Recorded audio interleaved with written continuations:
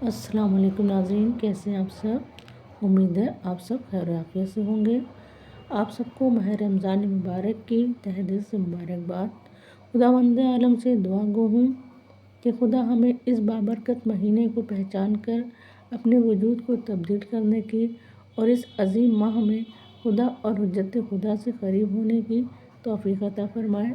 دیکھیں مولانا صاحب استقبال رمضان کے بارے میں کیا بیان فرما رہے ہیں۔ سب سے بہتر طریقے سے استقبال رمضان کا اس وقت ہوگا کہ جب آپ توبہ سے اس کا آغاز کریں گے۔ توبہ، گناہوں سے توبہ۔ یقیناً انسان اتنا زیادہ اپنے آپ کو گناہوں کے مقابلے میں بعض اوقات کبھی اس کو ایسا لگ رہا ہوتا ہے کہ جیسے میں بس اب تو پکا جہنمی ہو گیا، گناہ مجھ سے چھوٹتے ہی نہیں ہیں۔ لیکن بہرحال توبہ ایک ایسی اس کو امید دلاتی ہے، پروردگار کی طرف سے ایسا ایک حسن ظن کا اس کے اوپر اثر ہوتا ہے کہ اس کو ایک امید بن جاتی ہے کہ میں بخشا جا سکتا ہوں۔ تو ہمیشہ سچی توبہ سے اس مہینے کا آغاز کرنا چاہیے، سچی توبہ سے۔ یعنی اگر آپ نے توبہ نہیں کی پچھلے رمضان کی طرح سے اس دفعہ بھی رمضان آئے گا اور گزر جائے گا اور ہم توبہ اور استغفار کی طرف مائل نہیں ہوئے، پکا اور مصمم ارادہ نہیں کیا گناہوں کو چھوڑنے کا، تو یقین کیجئے کہ پھر رمضان کوئی خاطر خواہ آپ کو فائدہ نہیں پہنچائے گا اور ایسے ہی گزر جائے گا جیسے سابقہ سالوں میں گزرا ہے۔ ہمارے ایک آیت اللہ گزرے ہیں، بڑے عرفہ میں ان کا شمار ہوتا تھا، آیت اللہ شیخ محمد بہاری۔ یہ فرماتے تھے کہ دیکھیں اگر کوئی شخص زہر کھا لیتا ہے تو اس کا معدہ صاف کیا جاتا ہے، اسٹمک واش کیا جاتا ہے، ورنہ ہلاکت کا خطرہ بڑھ جاتا ہے۔ گناہ بھی زہر کی مانند ہے اور توبہ اس کا اسٹمک واش ہے، یعنی اس میں جتنی تاخیر آپ کریں گی توبہ کرنے میں، ہلاکت کا امکان اتنا ہی بڑھتا چلا جائے گا۔ جب یہ توبہ کو واجب فوری کہا جاتا ہے، ادھر گناہ اور ادھر توبہ ہونی چاہیے اگلے سیکنڈ میں، اسلام تو اس کا تقاضا کرتا ہے۔ جتنی تاخیر ہوگی توبہ میں، جیسے زہر کھانے کے بعد علاج میں جتنی تاخیر ہو اتنا ہلاکت کا امکان بڑھتا ہے۔ اس میں ہلاکت اخروی ہے، اس میں فوری توبہ کرنی ہوتی، اور یہاں پر توبہ نہ کیا جائے تو روح کی موت کا امکان ہوتا ہے، ویسے موت نہیں لیکن ایک روحانی طور پر انسان مردہ ہوتا چلا جاتا ہے۔ اچھا کوئی بار بار گناہ کرے پھر توبہ کرے، گناہ کرے توبہ کرے، کھیل ٹائپ کا بنا لے، ایسے ہی جیسے کوئی زہر کھائے اور پھر اسٹمک واش کرانے جائے، پھر زہر کھائے پھر اسٹمک واش کرانے ہسپتال جائے، تو یقیناً کچھ نہ کچھ مقدار اس کی زہر کے اندر رہ جائے گی اور پراپر علاج کے باوجود بھی اس کی موت واقع ہو سکتی ہے۔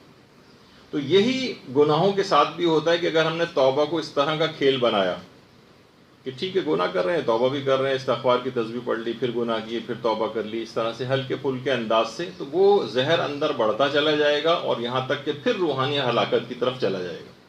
توبہ کو انسان کھیل نہ بنائے، ایسے ہی جیسے اتفاقاً کوئی چوتھی منزل سے کبھی نیچے چھلانگ لگائے اور نیچے کسی گاڑی واڑی گدے ودے کے اوپر گر کے اس کی جان بچ جائے تو سوچے کہ ہر دفعہ میں بچ جاؤں گا اور بار بار ایسی چھلانگیں لگاتا رہے۔ نہیں، ایسا نہیں کرنا چاہیے۔ اچھا اب کوئی اسی طریقے سے علماء مثال دیتے ہیں کہ اگر بازار میں مثلا زہر کی دوا موجود ہے، ہمیں پتہ ہے کہ میڈیکل اسٹور میں زہر کی دوا موجود ہے، تو کتنا احمق ہوگا وہ شخص کہ وہ زہر کی دوا کیونکہ موجود ہے تو میں زہر پیتا رہوں، کیونکہ دیکھیے توفیق توبہ بھی اس سے سلب ہو جائے گی اگر وہ بار بار گناہ کرتا رہے گا۔ ہو سکتا ہے کہ اسے توفیق توبہ بھی نہ ملے، ہو سکتا ہے جب وہ مارکیٹ میں پتہ کرنے جائے تو وہ دوا دستیاب نہ ہو زہر کی، تو یہ سراسر حماقت ہے۔ تو سچی توبہ سے اس کا استقبال ہونا چاہیے رمضان کا، سچی توبہ سے، تب یہ رمضان آپ کو بھرپور فائدہ دے گا، اور یہ رمضان آپ کو عذاب آخرت سے نجات دلوائے گا، اور باقاعدہ عذاب آخرت سے نجات دلانے کا یہ اعلان کر کے جاتا ہے رمضان۔ لیکن آپ جتنی بھی سچی اور پکی توبہ کر لیں، ایک دشمن آپ کے گھر میں ایسا موجود ہے جو آپ کی اس توبہ کو کارگر ہونے نہیں دیتا، آپ کے ارادے کو مصمم ہونے نہیں دیتا۔ یہ آپ کے تمام توبہ کے جتنے بھی آپ ارادے کرتی ہیں ان سب کو باطل کرتا ہے۔ اب ایک چیز اور بھی کہتے ہیں لوگ کہ بھئی چھوٹے چھوٹے گناہ ہیں تو ہو ہی جاتے ہیں۔ دیکھیے ایسے ہی ہے جیسے آپ کہیں کہ ٹھیک ہے میں بڑے بڑے اژدہوں سے نہیں کٹوا رہا، آیت اللہ دست غیب شیرازی مثال دیتے تھے، تو آپ کو بڑے اژدہوں سے نہیں کٹوانا آپ کو پسند، تو کیا آپ کبھی پسند کرتے ہیں کہ میں چھوٹے سانپوں سے کٹوا لوں اپنے آپ کو؟ تو گناہ کبیرہ اگر آپ خدا نہ خواستہ، اور بلکہ بڑی اچھی بات ہے کہ اگر خدا کرے کہ گناہ کبیرہ سے انسان اپنے آپ کو بچا لے، تو گناہ صغیرہ کو انجام دینا اس اطمینان کے ساتھ کہ چھوٹے موٹے گناہ تو ہو جاتے ہیں، ایسے ہی جیسے کوئی کہے کہ چھوٹے موٹے سانپوں سے کٹوانے میں اور ڈسوانے میں تو کوئی ایسا مذائقے کی بات نہیں۔ آیت اللہ محمد تقی عاملی، یہ بڑے بڑے ہمارے علماء دیکھیے کیسی کیسی گفتگو کر کے گئے ہیں، باتیں کر کے گئے ہیں، وہ خود فرماتے ہیں کہ 5-6 وجوہات ایسی ہیں کہ جس سے ہر صغیرہ گناہ بھی کبیرہ گناہ میں بدل جاتا ہے۔ آپ اس طور پر مطمئن نہ رہیں کہ یہ تو چھوٹے موٹے گناہ صغیرہ گناہ ہو جاتے ہیں۔ فرماتے ہیں کہ سب سے پہلے تو چیز ہے گناہوں پر اصرار۔ آپ ایک گناہ کو بار بار کیے چلی جا رہی ہیں، چھوٹے گناہ کا اگر اول تو چھوٹا اور بڑا گناہ خود ایک الگ بحث ہے کہ کوئی گناہ چھوٹا بھی ہو، پروردگار کی تمام نافرمانیاں بڑی، چھوٹی نافرمانی اور بڑی نافرمانی دیکھیں کس ذات کی خلاف ورزی ہو رہی ہے، کس کے احکام کی۔ تو گناہوں پر اصرار کرنا، مصر ہونا، بار بار انجام دینا، خود اس کو کبیرہ بنا دیتا ہے۔ آپ جس کو صغیرہ سمجھ رہی ہیں وہ کبیرہ بن رہا ہے، یہ کبیرہ بن جائے گا۔ دوسرا، گناہ کو چھوٹا سمجھنا، استحقار الذم، بس حقیر سمجھنا، ارے یہ تو ہو ہی جاتا ہے، یہ خود اس کو کبیرہ بنا دیتا ہے، یہ گناہوں کو حقیر سمجھنا۔ تیسری چیز فرماتے تھے کہ گناہ کر کے خوشی محسوس کرنا، گناہ کر کے خوشی محسوس کرنا۔ فرماتے، اور یہ بھی روایات کے اندر آئی ہے یہ بات کہ جو ہنستے ہوئے گناہ کرے گا وہ روتے ہوئے جہنم میں داخل ہوگا۔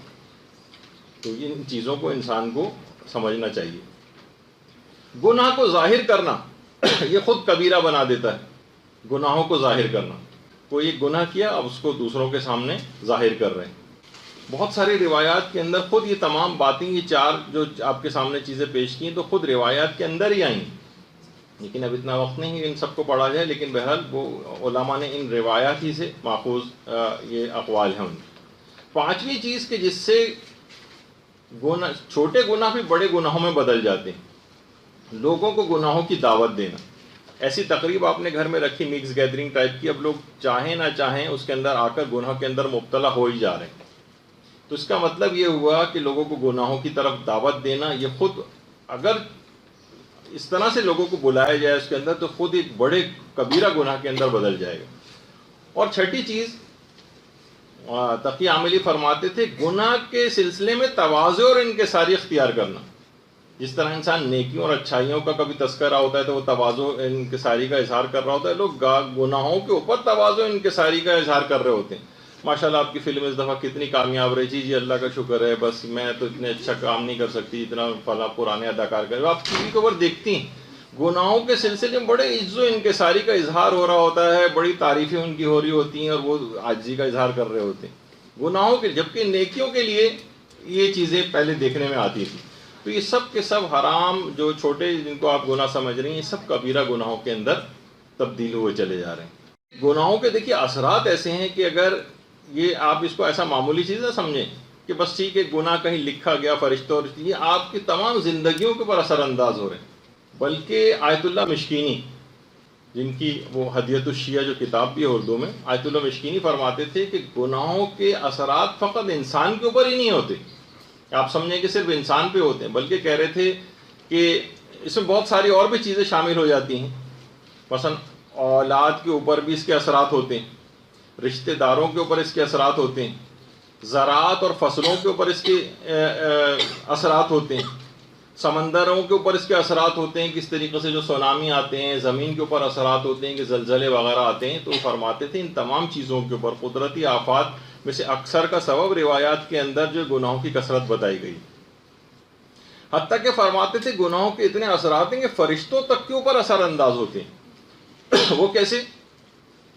وہ کہتے ہیں کہ فرشتے اس جگہ سے اتنا اثر لیتے ہیں کہ ان جگہوں سے رخصت ہونے لگتے ہیں۔ مثلا گھر کے اندر جہاں یہ فسق و فجور، حرام اور اس طرح کی سب چیزیں ہوتی ہیں، وہاں سے ملائکہ فرار اختیار کرتے ہیں، ان گھروں سے وہاں سے چھوڑ کر چلے جاتے ہیں۔ شیاطین کو اٹریکٹ کرتے ہیں گناہ، ملائکہ چھوڑ کے جاتے ہیں اور شیاطین ان کی جگہوں کے اوپر آ جاتے ہیں۔ اب سوچیں کہ گھر میں جو لڑائی جھگڑے، ہنگامے، ایک دوسرے کے خلاف باتیں، غیبتیں، فسق و فجور، یہ سب کچھ جو ہو رہا ہے گھروں کے اندر، اس کی ایک بہت بڑی وجہ یہ ہے کہ ان گناہوں کے اثرات ہیں کہ فرشتوں نے وہاں سے کوچ کر لیا ہے، اور ان کی جگہ پر اس وقت شیاطین آ کر بیٹھ گئے۔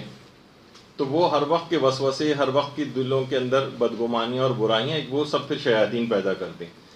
تو علماء فرماتے ہیں کہ لہٰذا گناہوں کے مقابلے میں شجاعت کا اظہار کرنا چاہیے۔ ہم یہ دیکھ رہے ہیں کہ ساری شجاعت ہم نے اپنے رشتہ داروں کے اوپر لگائی ہوئی، ساری شجاعت۔ دین کے لیے کوئی شجاعت نہیں ہے کہ دین کے لیے شجاعت سے کام لیں، برائیوں کے مقابلے میں شجاعت سے کام لیں۔ وہاں سے ہم یہ دیکھتے ہیں کہ سارے افراد بیک فٹ پہ چلے جاتے ہیں۔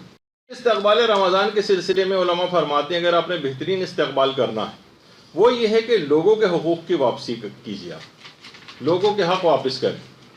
انسان کتنی چیزیں اپنے پاس ایسی، آپ نے اپنی الماریاں کھنگالیں، اپنے پاس دیکھیں کس کی کون سی چیز آپ نے لی ہوئی ہے اس کو واپس کریں، کسی کی اموال آپ کے ذمہ ہیں ان کو واپس کریں، قرضے لیے ہوئے ان کو واپس کریں، کسی کی اجازت کے بغیر چیز آپ کے پاس ہے ٹٹولیں گی آپ تو بہت ساری چیزیں اس طرح کی ملیں گی۔ آیت اللہ کوہستانی یہ جملہ بھی کہتے تھے اور بڑی اہم بات تھی۔ وہ فرماتے تھے کہ اگر شب عید فطر آ جائے، ایک مہینے بعد آ جائے گی، اور کسی کا کوئی حق، کوئی ظلم آپ کی گردن پر باقی نہ ہو، یعنی آپ نے سب لوگوں کے حقوق اتار دیے، تو آپ سمجھ جائیں کہ آپ لازمی طور پر بخشے گئے۔ آیت اللہ کوہستانی فرماتے تھے اگر شب عید فطر کسی کا کوئی حق باقی نہیں رہا، ہم دیکھتے ہیں کہ اسی رات کتنے لوگ ہیں جو 6 مہینے بعد تک فطرے لالا کے دیتے رہتے ہیں۔ غریب کا حق تھا یا تو اس دن نماز عید پڑھنے سے پہلے یا بعد میں، یا جو نماز عید نہیں پڑھ رہا تو کم سے کم ظہر کی نماز سے پہلے اس کو فطرہ پہنچا دینا چاہیے تھا۔ یہ تو میں صرف فطرے کی مثال دی کیونکہ اس سے متعلق ہی ہے، ورنہ لوگوں کے جتنے بھی اس طرح کی چیزیں وہ ساری واپس کیجیے۔ تو فرماتے تھے کہ اگر ایک حق بھی آپ نے کسی کا چھوڑا نہیں اور سب ادا کر دیے تو آپ لازمی طور پر یقین جانیں کہ آپ بخشے گئے۔ استقبال رمضان کے اعتبار سے جو کہ انتہائی اہم عمل ہے، اس کو آپ کوشش کریں کہ اس بہترین رمضان آپ کا گزرے گا اگر آپ نے اس کے اوپر عمل کیا، اور عام طور پر لوگ اس سے صرف نظر کرنے لگے، اور وہ ہے رمضان میں دعائے سحر۔ یہ اتنی اہم ہے کہ علامہ محمد حسین طباطبائی انہوں نے لازم کیا ہوا تھا اپنے اوپر کہ رمضان کی سحری میں پورے گھر والوں کے ساتھ بیٹھ کر دعائے سحر پڑھا کرتے تھے، پورے گھر والوں کو جمع کر کے دعائے سحر، اور اس کے بعد پھر سحری وحری کھانے کا اہتمام ہوتا تھا۔ اور آیت اللہ حسن زادہ عاملی فرماتے ہیں کہ ایک دفعہ ہم، بلکہ اپنے متعلق فرماتے ہیں کہ میں آیت اللہ علی آقا قاضی کی خدمت میں گیا، میری ایک حاجت تھی، میں نے ان سے دعا کی فرمائش کی اور کہا کہ آپ میرے لیے دعا کریں کہ میری حاجت پوری ہو جائے۔ تو آیت اللہ علی آقا قاضی نے فرمایا کہ تم 5ویں امام کی دعائے سحر کیوں نہیں پڑھتے ہو؟ اچھا، دعائے سحر 2 بڑی مشہور ہے، ایک تو دعائے سحر ہمارے 5ویں امام کی ہے اور ایک ہمارے 8ویں امام امام علی رضا علیہ السلام۔ اور آیت اللہ علی آقا قاضی فرماتے تھے کہ اس دعائے سحر میں تمام اللہ کا جلال، تمام اس کا جمال، اس کی رحمت اور اس کا علم اور اس کا شرف سب اس دعا کے اندر موجود ہے۔ اور کہا کہ اس میں ایک حرف بھی حور و غلمان سے متعلق نہیں، اور فرماتے تھے کہ بہشت اگر شیریں ہے تو بہشت آفرین شیریں تر ہے۔ یعنی بہت سے ہوتا ہے نا کہ بہت سی دعاؤں کے اندر جب تک رزق اور فلاں دعائیں اور اس کے اندر نہ ہو تب تک ہمیں مزہ نہیں آتا۔ اس کے اندر معرفت کے خزانے، اس میں پروردگار کا جلال ہے، جمال ہے، رحمت ہے، اس کا علم اس دعا کے اندر جو ہے موجود ہے، اور اس طرح کی اس کے اندر عام طور پہ جو دنیاوی حاجات ہیں اس کا تذکرہ نہیں۔ تو کہا کہ اس کو خاص طور پر اصلاح نفس والوں کے لیے دعائے سحر کو فراموش نہیں کرنا، اور ممکن ہو تو دونوں دعائیں سحر 8ویں امام کی اور 5ویں امام کی اس کو ضرور پڑھیں، زیادہ لمبی بھی نہیں، مختصر سی ہیں۔